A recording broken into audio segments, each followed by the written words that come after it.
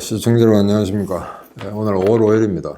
원래 기존 방송이 없어서 대표님과 저하고 이제 한 꼭지씩 나눠 하기로 했는데 무슨 이야기를 할까 좀 고민해 봤습니다만 요 최근에 윤석열 대통령이 이제 장기간의 방미 일정을 마치고 돌아왔기 때문에 그걸 좀 하려고 했는데 이미 중간중간에 저 대표님이 쭉 방송을 하셨고 저도 지난주에 한 꼭지, 그러니까 제가 그때 방송할 시점에는 이제 중요 일정을 다 마치고 만찬, 국빈 만찬하기 직전이었던 것 같습니다. 그리고 그 이후에 조금 재미난 해프닝이 좀 있었기 때문에 종합적으로 한번 정리하는 차원에서 그 얘기를 해보려고 합니다. 그런데 5월 5일 공휴일이니까 그런데 5월 달에 일이 많죠. 사실은 생각하고 싶지도 않은 5.18 이런 것도 있습니다. 그 다음에 5월 1일 노동절 이런 것들, 그리고 5월 5일 어린이날, 5월 8일 어버이날, 그 다음 5월 15일 스승의 날, 달력 보니까 5월달 달력 보니까 4월 초팔까지 이렇게 끼 있어가지고 빠꾸만 데가 없더라고요. 전부 뭔가 매일 먹어야 돼 행사가 있는 그런 일정 같습니다. 날씨도 좋고 우리 또 5월 20일 운동회 되지 않습니까? 그런데 이 어린이날인데 사실은 저희 그 부모님이 지금 이제 80, 90 넘었습니다만 어린이날만 되면 꼭 저한테 이제 돈을 줍니다. 돈을 이제 송금을 해주셨는데, 아니 어린이날 우리 애들 다 지금 손자들 다 미국 가 있고 한데 내가 돈을 주느냐 이러니까, 자식은 아무리 나이를 먹어도 어린이다 이겁니다. 그런 차원에서 이제 돈을 주시는데 큰 돈 아니고 그냥 이제 짬짬이 넘어가는 우리 가족끼리 이제 계약한 그런 금액이 있습니다. 명절 때 얼마, 어머니 아버지 생신 때 얼마 이런 돈을 좀 주고 받거니 합니다만 지금 5월 5일이라고 며칠 전에 또 이제 돈을 받았습니다 제가. 그런데 이게 하나 좀 재미난 거는 부모한테 자식이 돈을 빌리러 가지 않습니까? 뭘 하겠다, 무슨 주택을 하나 구입하려고 한다, 돈을 좀 보태달라, 또는 사업자금 대달라 이러면 이제 처음에는 부모님이 되게 이제 노발대발하죠. 말도 안 되는 소리 마라 라고 하는데 사실은 또 은근히 좋아합니다. 왜냐면은 자식이 부모한테 돈을 빌리러 왔다는 거는 나이가 아무리 들어도 부모가 재정 능력이 있다는 걸 입증하는 게 되거든요.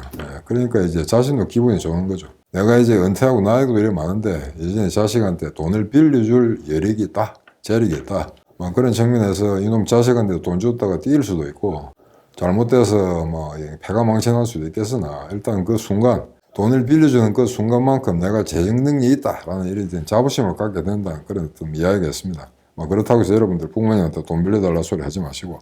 자, 그래서 이제 윤석열 방문을 좀 이야기를 하겠는데, 제가 지난번 방송하면서 조금 실수한 게 있었습니다. 워낙 준비가 안 된 상태에서 갑자기 하다 보니까 말 실수가 좀 나왔는데, 윤석열 대통령이 미국 방문한 거는 국빈 방문한 7번째 사람은 맞습니다. 그런데 제가 이승만이가 제일 먼저 했고, 그 다음에 박정희는 안 했다고 했는데 박정희가 국빈 방문 한번 했습니다. 처음 미국 갔을 때는 좀 미국에 도움을 청하러 갔었기 때문에 케네디가 다리를 꼬고 별로 그렇게 환영하는 그런 분위기는 아니었죠. 5.16 직후기 때문에. 그런데 그 이후에 존슨 대통령 때 국빈 방문을 한번 했었고, 그때는 이제 월남전에 본격적으로 참가하는 그런 시기였습니다. 그리고 66년인가 존슨 대통령이 우리나라를 또 이렇게 방문을 합니다. 그래서 그때 있었고, 그 다음에 이제 전두환 대통령이 미국을 3번이나 방문했는데 국빈 대접을 못 받았던 거죠. 그래서 둘 다 쿠데타로 집권한 사람이기 때문에 제가 잠깐 순간적으로 이제 말을 좀 헷갈렸습니다. 그래서 국빈 방문한 사람은 차례대로 이제 이승만, 박정희, 노태우, 김영삼, 김대중, 그 다음에 이명박, 윤석열 이렇게 외워두시면 되겠습니다. 중요한 건 아닌데 혹시 누가 이제 화제거리로 삼으면은 그렇다고 외국에 30년 이상 있었던 제가 이렇게 말 실수를 하게 된 여러분들 이 자리를 빌어서 사과의 말씀을 전합니다. 제가 잠깐 순간으로 착각해가지고 박정희가 국빈 방문 안 했던 것으로 지금 기억하고 있는데 했었는데 그게 아마 전두환하고 제가 좀 헷갈렸던 것 같습니다.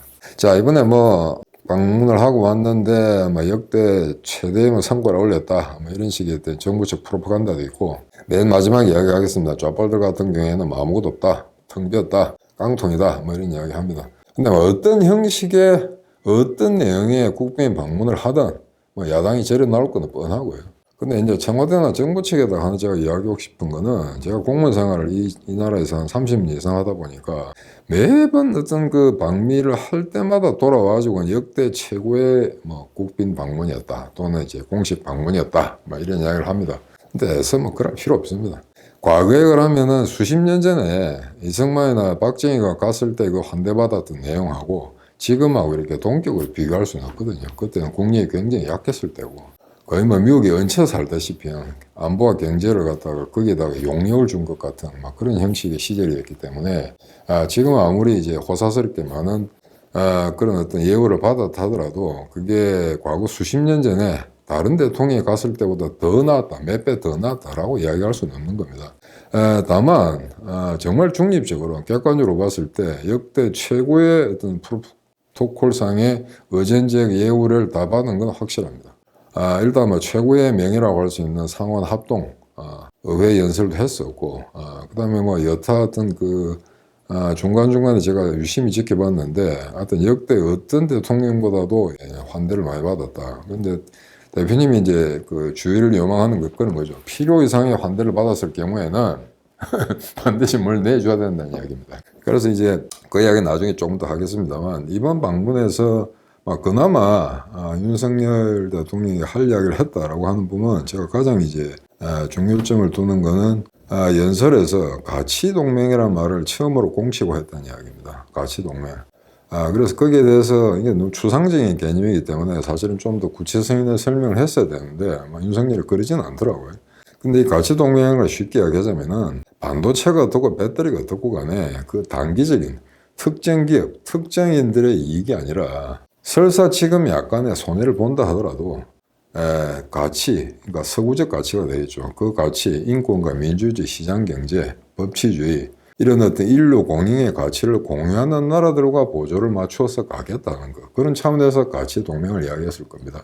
그래서 경우에 따라서는 또 시기에 따라서는 어떤 국민에 따라서는 다소의 국가 이익상에 또는 기업의 이익이 훼손되는 그런 경우가 없지 않아 있을 수는 있다 이겁니다.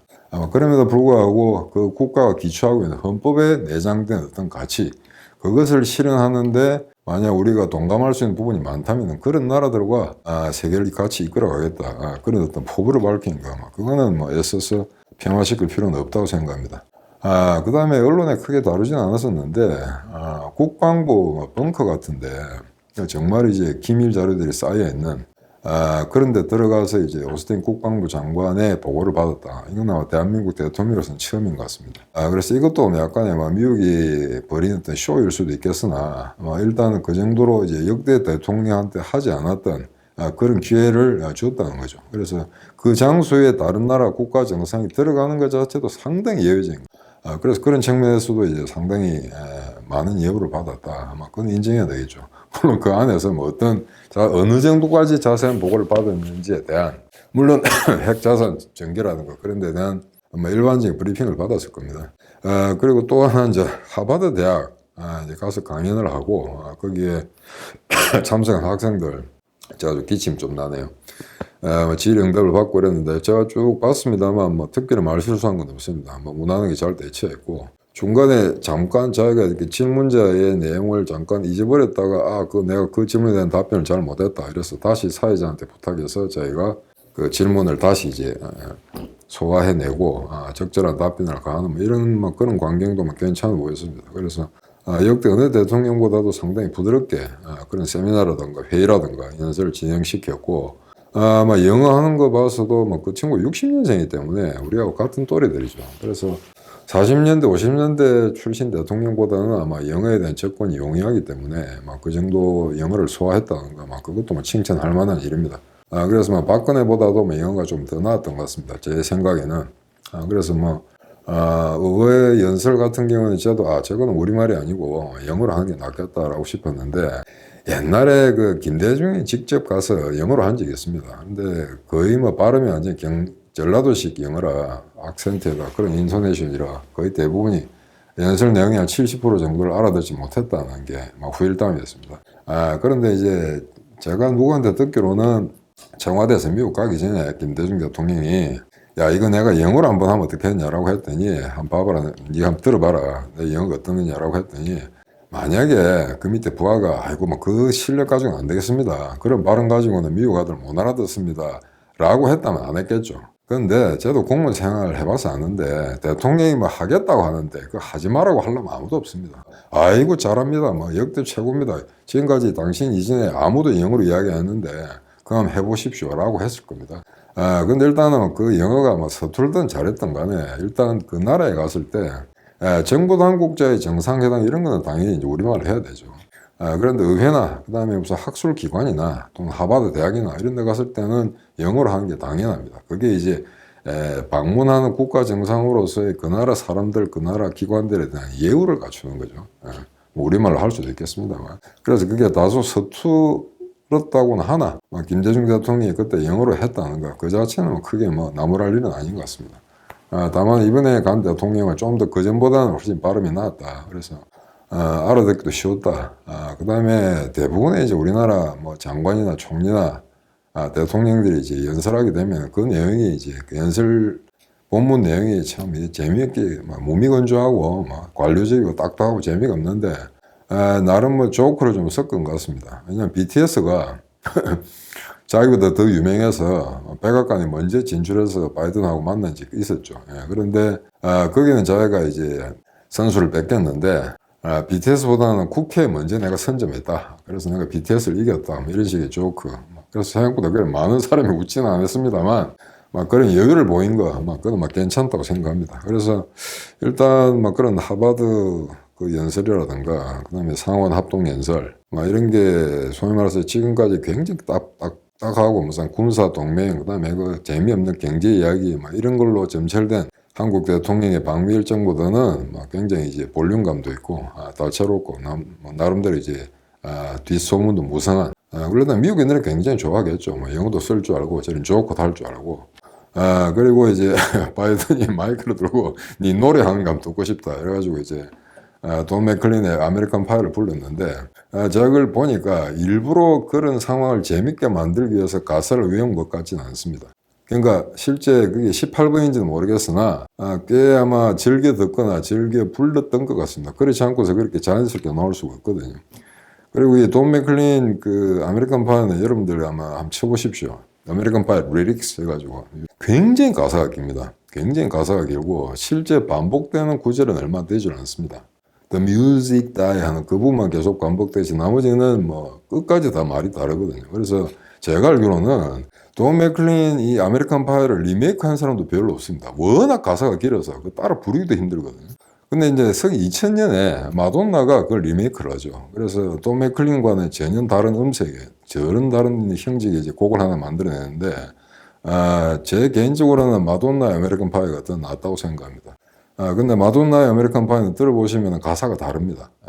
반복되는 그 부분, 앞부분의 소절, 그 이제 기본 소절은 똑같은데 중간중간에 가사는 좀 다르게 나옵니다. 아마 마돈나가 그 긴 가사를 다 외우기 어려워서 그랬는지는 모르겠습니다. 그래서 아무튼 그게 상당히 아마 뒤에 후폭풍이 꽤 있었는데 미국 사람으로서는 되게 반갑죠. 이제 자기들이 익히 잘하는 그런 팝송.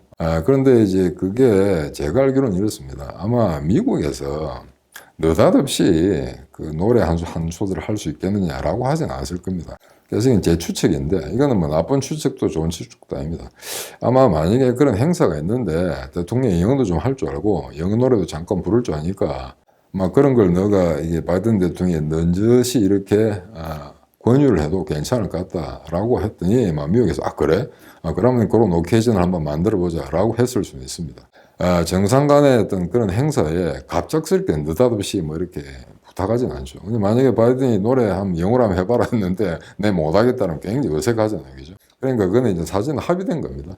합의된 건데 나름 이제 굉장히 부드러웠고 그 다음에 바이든은 제 표정을 보니까 정말 깜짝 놀라는 것 같았습니다. 지금까지만 한국 정치인들, 국회의원들, 관료들 재미없죠. 늘 하는 이야기만 하고 종이나 읽고 머리 쳐박고 이런 식이니까.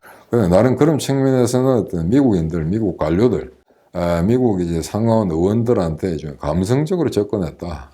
그런 거는 높이 평가해도 괜찮을 것 같습니다. 그래서 이번 어찌 보면은 이제 공식적인 것보다는 이런 비공식적 내용들 그게 더 화제거리를 몰고 왔던 게 아닌가 이런 게 이번 윤석열의 이제 그 방미 기간 중에 벌어진 일인데 일단은 객관적으로 봤을 때 워싱턴 선언이 가장 중요하다고 하겠죠. 제가 이미 말씀드렸고 대표님도 말씀했습니다만 일단 여기서 가장 골자는 이겁니다. 북한이 핵으로 한국을 쳤을 때 그에 대해서 반드시 응징 보복을 하겠다. 근데 제가 도 말씀드린 바 있습니다만 이거는 굳이 문서하지 않아도 미국은 칩니다. 예. 자기가 데리고 있는 이 꼬붕이 다른 놈한테 다른 조폭한테 얻어맞았는데 그걸 가만 참고 있으면 그 조폭두목이 아니죠. 그러니까 이런 문서나 이런 확약이 없다 하더라도 미국은 치는 건 뻔합니다. 치는 건 뻔한데 대표님 말씀하신 것처럼 이걸 하나 얻어내면서 지극히 당연한 거죠. 왜냐하면 이번에 가서 이런 이야기 안 한다 하더라도 북한이 핵무기를 쳤을 때 미국이 북한을 응징하는 거는 실제 방위 조약에도 나와 있습니다. 그거는. 그러니까 그런 맥락에서 이건 전혀 새로운 건 아니다. 물론 이제 존 커비 백악관 그 소통실 조정관이던가 그 사람이 이건 완전 브랜뉴다, 완전히 새로운 거다라고 하는데 전혀 새로운 건 아닙니다. 그런데 문제는 이제 세 가지 조건을 이제 우리가 따라서 이제 미국을 안심시킨 거죠. NPT 조약이 그대로 남겠다. 그 다음에 전술핵 배치 같은 거 요구하지 않겠다. 그 다음에 자체적으로 핵무기 개발 같은 거 안 하겠다. 그런데 여기 이제 좀 문제입니다. 굳이 이 세 개를 명문화시켜서 1대3으로 바꿔치기 할 만한 가치가 있느냐는 거죠. 그래서 그 중에 이제 NPT 같은 경우에는 언제든지 탈퇴할 수가 있습니다. NPT를 탈퇴하게 되면 당장 손해가 발생하는 건 당연하지만 일단 NPT가 그 조약이 어떻게 되냐면은 만약에 우리가 NPT 조약에 가입했다 하더라도 북한 같은 나라가 핵으로 우리를 위협한다고 할 경우에 우리 역시 핵으로 대응해야 하기 때문에 NPT를 떠나겠습니다 라고 하는 거는 충분히 인정이 된다는 겁니다. 그렇게 떠난다고 해서 그 탈퇴한 나라를 비난할 건덕지는 없다는 거죠. 그런데 그걸 굳이 이건 언제든지 탈출할 수도 있는 문제인데 그걸 굳이 그렇게 문서상으로 해줬다는 것 자체는 필요가 없었다는 이야기죠. 그리고 뭐 전술핵무기를 갖다 놓지 않겠다, 핵 개발하지 않겠다. 이런 거는 제가 볼 때는 그걸 1, 2, 3번으로 그렇게 명문화해서 바꿔치기 할 것이 아니라 일단 북한이 핵을 사용했을 경우에 확실히 응징한다는 개런티를 달라라는 거 하나. 그건 우리의 당연한 요구죠. 그럼 미국이 그걸 요구한다고 절대 요구를 거절하진 않습니다. 자국의 이익 때문에. 자, 그런데 우리가 개런티해 준 세계는 굳이 그렇게 명문화시킬 필요가 없다는 거죠. 지금 현재 우리는 NPT 규정을 준수하고 있습니다. 그러니까 여사한 사태가 발생하기 전까지는 지금 현상 유지에 만족한다. 현상 유지를 담보하는 차원에서 미국의 입장과 같이 하겠다. 이렇게만 이야기하면 되는 겁니다. 그러니까 그 세 가지 요소로 다시 말씀드리지만 NPT에 남겠다, 전술핵을 가져오지 않겠다, 그 다음에 뭐 전술핵 가져온다 한다더라도 뭐 미국이 안 주면 그만이죠. 자, 그리고 이제 핵 개발을 스스로 하지 않겠다. 이런 내용인데 이걸 그렇게 단정적으로 우리가 안 하겠다라고 하기보다는 약간의 여운을 두면서 문장이 이렇게 스며들도록 해놓으면 된다는 겁니다. 근데 이런 기술적인 문제는 저는 외교부가 조금 잘못했다고 생각하고 있습니다. 다만 전체적 맥락에 봤을 때는 지금 현재 그리고 어떤 그 관리국의 속성상 외교부가 할 수 있는 데까지는 했다고 봅니다. 그래서 대표님 말씀하신 것처럼 이번에 워싱턴 선언이 그 자체가 아무런 의미가 없다는 건 아닙니다. 없는 것보다는 낫다 이거죠. 그 다음에 지금까지 애매했던 과거에 한참 수십 년 전에 했던 약속했던 거 다시 한번 재확인하는 그런 절차가 있었다. 뭐 그 자체가 의미 없다고는 할 수 없죠. 그래서 없는 것보다 나아 그 별거 아닌 걸 갖다가 재확인하는 과정에서 너무나 치명적인 세 가지 조건을 미국 측에 건네줬다는 거죠. 그래서 이 바게닝은 조금 문제가 있다. 물론 그 세 개를 우리가 어길 수도 있습니다. 어길 수도 있으나 그래 됐을 경우에 우방과 신뢰를 저버리는 그런 일을 자꾸 이제 반복하게 되면은 나중에 정말 우방을 붙잡고 바짓가랑이 붙잡고 뭔가 부탁할 때 자기들이 우리 요구 조건을 안 들어줄 가능성이 많다는 거죠. 그래서 이런 점에서는 약간 손해보는 장사를 했다라고 이제 생각을 하는데 존 볼턴 같은 경우에는 이렇게 이야기하죠. 트럼프 시절에 안보실장하다가 쫓겨났었는데 자, 만약에 미국이 북한의 핵 공격에 대비해서 응징을 한다 하더라도 시간적 갭이 있게 마련입니다. 준비를 해야 되고. 그러니까 그런 상황에서 차라리 미리 아마 전술기를 갖다 놓는 게 낫다. 전술기를 갖다 놓으면은 그 자체로서 우리는 언제든지 북한 너가 그런 일을 저지를 때 급작스럽게 곧바로 응징을 가겠다라는 이제 명시적인 실질적인 그런 협박이 되거든요. 그래서 이제 핵 전술핵을 반드시 갖다 놔야 된다는 주장을 하는 사람도 꽤 있습니다만 최근에 제가 좀 실망스러운 거는 미국의 어떤 그 식자층들, 싱크탱크들, 뭐 브루스 클린너라든가 이런 사람들 보면은 명시적으로 핵 전술 핵무기를 갖다 놨을 경우에 어떤 포대가 설치될 거 아닙니다. 그러려면은 뭐 북한의 타격이 받을 가능성이 많다. 그래서 잠수함이라든가 항공기라든가 그래서 이동 가능한 그런 기구에다가 그런 어떤 매체에다가 핵폭탄을 장착해서 여사한 경우에 사용할지도 모른다 이런 어떤 협박을 하는 게 낫다라고 하는데, 그럼 1992년 우리가 비핵화 선언하기 전에 그럼 그때 있었던 건 뭐냐 이겁니다. 그거는 그러면 북한의 요격이 안 되냐 이거예요. 그럼 그때는 그럼 정말 미군이나 한국이 잘못한 거냐 이거예요. 그건 아니죠. 실제 그런 핵무기를 70기 이상 갖다 놓음으로 해서 엄청난 핵 억지를 발휘했던 겁니다. 그런데 지금 와서 굳이 그게 오히려 위험스럽다. 북한의 침공을 갖다가 더 촉진시킬지 모른다. 북한의 신경을 거스르게 할지 모른다. 이런 식의 논법은 사실은 우리 같은 사람을 설득시키기 힘들죠. 일반 국민들한테 그런 식의 거짓말하고 넘어갈지는 모르나. 그래서 이것도 사실은 조금 미국과 십자층들, 한국을 잘 안다는 사람들임에도 불구하고 그런 논평은 저는 조금 마음에 들지 않습니다만, 이 과정에서 또 역시 미국과에 대한 불협화음이랄까 이런 게 문제가 되는 거는, 일단 워싱턴 선언을 하고 나서 한국 대통령실에서 대대적으로 홍보하지 않았습니까? 근데 또 이 미국 기자들이, 미국 실무자들, 미국 국방성이나 국무성한테 물어봤더니, 그 사람들은 이게 핵 공유가 아니다. 이런 식으로 또 빠져나가 버리는 거죠. 그러니까 미국 놈들이 저렇게 분명하게 그게 맞는 이야기는 한데, 그런 이야기를 언론에 이야기할 필요가 없는 겁니다. 당연히 다르죠. 유럽과 나토 같은 경우는 핵무기 그거 있는 거고. 그래서 예컨대 독일하고 네덜란드, 이탈리아 이런 데 핵을 보유하지 않는 나라들이 핵 공유를 할 경우에는 자국의 전투기에 미국의 핵미사일을 달 수 있다는 겁니다. 그리고 비행기가 날아다닌다는 이야기죠. 물론 공격명령을 내리는 건 미국 대통령입니다.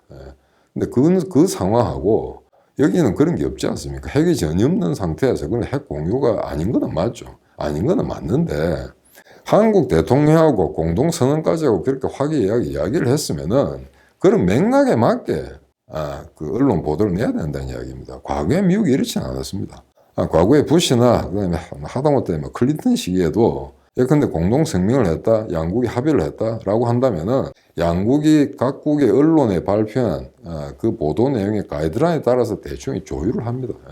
근데 이번 같은 경우에는 이미 윤 대통령이 여전히 미국에 체류하고 있는 그 와중에 이게 핵 공유가 아니다 이런 식의 찬물을 끼얹는, 그게 사실은 맞는 이야기를 하더라도 지금까지 제가 경험해본 미국 정부 또는 미국 국무성의 관례라든가 관습이라든가 그런 기본 행태와는 좀 다르다는 거죠. 그래서 애써 굳이 그런 맞는 이야기를 그렇게 쉽게 내버릴 필요가 없다는 겁니다. 그래서 간단히 요약하자면은 그 세 가지 우리가 이를 갖다 절대 하지 않겠다고 미국에 이제 개런티 해주는 거, 그걸 굳이 명문화해서 언론에 발표할 필요도 없는 겁니다. 그러니까 그냥 두리뭉실하게 지금 그 핵 확장 억지 전략, 그걸 갖다 더욱 공공히 하겠다는데 양측이 합의했다라고 그냥 무미건조하게 내보이는 그만입니다. 그리고 굉장히 복잡한 내용이 있는데 그건 대유로 한다라고 하면은 오히려 중국이나 북한이나 그와 유사한 로우 컨트리, 깡패 국가들이 더 의심할 겁니다. 이거 뭔가 있는지 모르겠다는 식으로. 근데 저렇게 다 까발리게 되면은 서로의 속내, 그 다음에 한미 간의 균열을 초래할 수 있는 그 연결고리가 어디인가 이런 것까지 우리 스스로 밝히는 꼴이 되거든요. 그래서 그거는 한국 스스로가 밝힌 것도 있고 미국 관료들이 철없이 저렇게 입을 싸게 놀려가지고 문제를 만드는 그런 이제 해프닝도 있었던 것 같습니다. 그래서 하여튼 이런저런 그 세세한 측면을 보게 되면, 기술적인 단면들 이런 걸 보게 되면 상당히 이제 마음에 들지 않은 구석이 많은데, 이것만 봐도 이제 미국이란 나라 전 세계 다 똑같습니다만 외교라는 어떤 기본 그 고전적인 그런 장르에 있어서도 이게 실수가 계속 발생하고 있다. 어처구니 없는 상식에 저해되는 그런 일들이 지금 현재 계속 자초되고 있다. 이런 게 하나의 우려의 상황인 것 같습니다. 그래서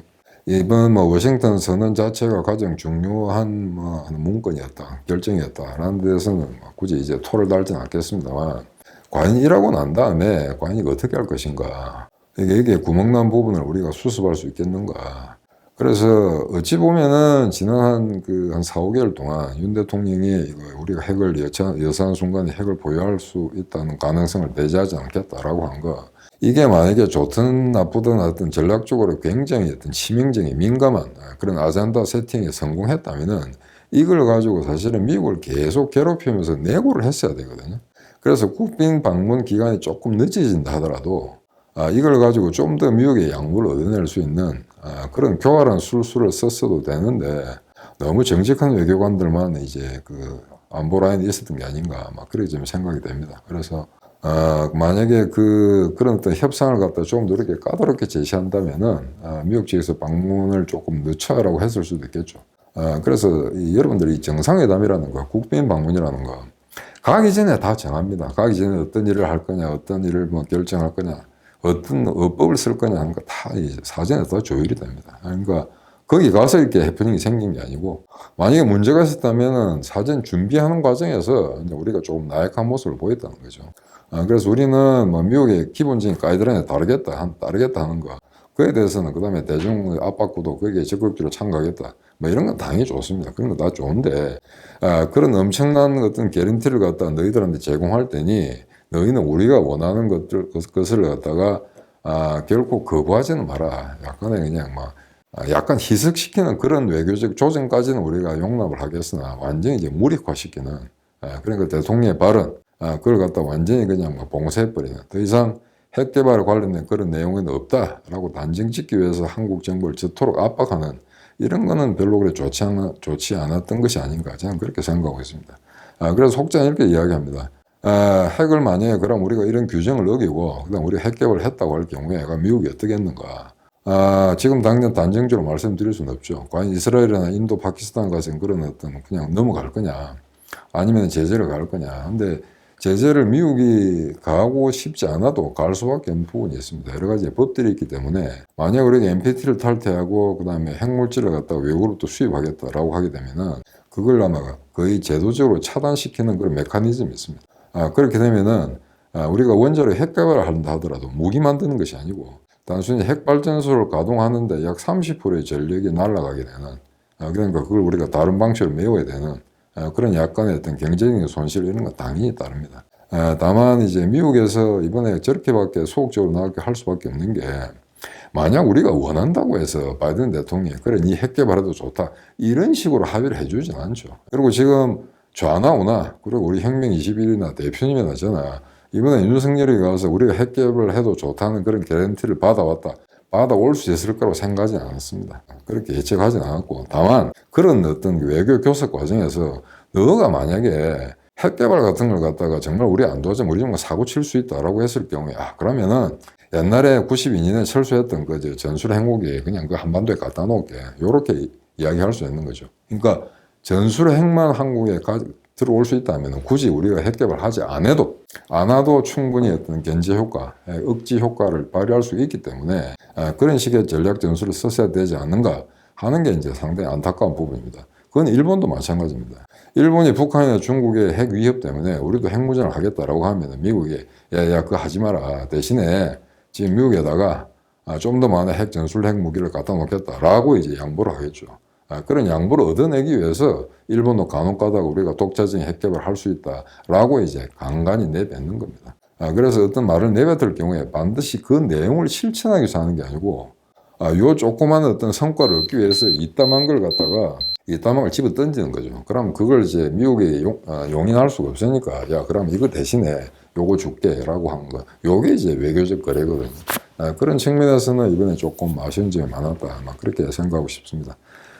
그리고 마지막으로 이제 좌파들한테 물어보고 싶은데, 이번에 좌파들은 미국에 방미하는 성과가 없다고 이야기하지 않습니까? 자, 그러면 한번 물어보고 싶은 게, 그럼 만약에 우리가 핵 개발을 해도 좋고, 조만간 전술핵이 들어오고, 그 다음에 NPT를 갖다가 붕괴시킬 수 있다라고 미국의 개런티를 얻어왔다 그러면은, 그럼 누구 어쩔래? 그럼 누구, 이번에 윤석열이 가지고 아무것도 얻은 거 없이 죽임 하고 왔다라고 하면 환영을 해야지. 좌파들 속성이 그거 아니에요, 그러니까.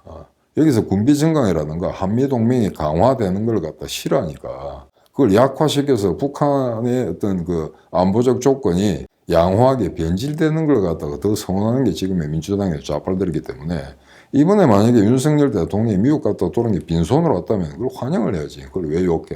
그러니까 그에 대해서 여러분들 너무 염려하실 필요가 없는 게, 성과가 있던 저 새끼들은 저런 식으로 이야기할 거라는 거죠. 그거는 혁명 20일에 윤석열의 이번 외교에 대해서 객관적으로 평가하는 것과는 별개로 좌빨 저 새끼들은 잘하나 못하나 똑같이 욕을 할 거는 뻔하다 이겁니다. 그래서 만약에 이런 문제 가지고 우리가 윤석열 정부를 굳이 옹호할 필요는 없으나, 만약에 대도 안 한 그런 비판을 갖다가 좌빨들 할 경우에는 그걸 갖다가 굳이 야 니 그 모르는 소리다 이게 아니다 라고 할 필요는 없는 겁니다. 어떻게 돼가냐? 야, 이 새끼야, 그냥 빈손으로 오면 어때? 그냥 우리 마음이지. 그럼 문재인은 미국 가서 뭘 얻어왔는데, 빙신 새끼. 만찬도 제대로 하지도 못하고 무슨 햄버거, 게살 그렇게 들어가 있는 햄버거 기업밥 얻어먹고 왔잖아요. 역대 대통령들은 보세요. 뭘 얻었는지. 그 다음에 지금까지 숱한 한국 대통령이 미국을 방문했습니다만 방문하고 나서 뭔가 획기적으로 무슨 뭐 대단 지지로 올라간다는 그런 적은 없었습니다. 지금까지. 예. 방문하기 전에 모든 게 다 결정된 상태에서 그걸 재확인하는 거기 때문에 미국 방문하고 돌아와서 뭐가 대단한 무슨 경제성장이 이루어졌다. 그런 예는 없습니다. 예. 다만 있는 거 우리가 동맹이다라는 것 갖다가 다시 한번 확인하는 그런 절차를 위해서 방문하고 서로 이제 상호 방문을 하는 거지 방문 그 자체가 뭔가 대단한 지각 변동을 일으킬 만한 그런 경제적, 정치적, 외교적 성과물을 도출한다 그런 예는 별로 본 적이 없습니다. 그러니까 굳이 지금 윤석열 대통령의 방미를 애써 폄하할 필요도 없고 그렇다고 청와대가 주장하는 대통령실이 주장하는 59억 불 투자가 이루어졌다. 그 다음에 워싱턴 선언이라는 문건을 가져왔다. 그걸 필요 이상으로 확대 해석해서도 곤란하다는 이야기입니다. 그게 우리가 말하는 외교적 균형입니다. 그럼 5월 5일 날 5월 8일 재미난 5월 달에 까다로운 얘기해서 좀 재미가 없을지도 모르겠으나 일단 이거로 길고 긴 그 말이 많았던 윤석열 방문 일정 이거로 대충 정리하고자 합니다. 자, 주말 안녕히 계십시오.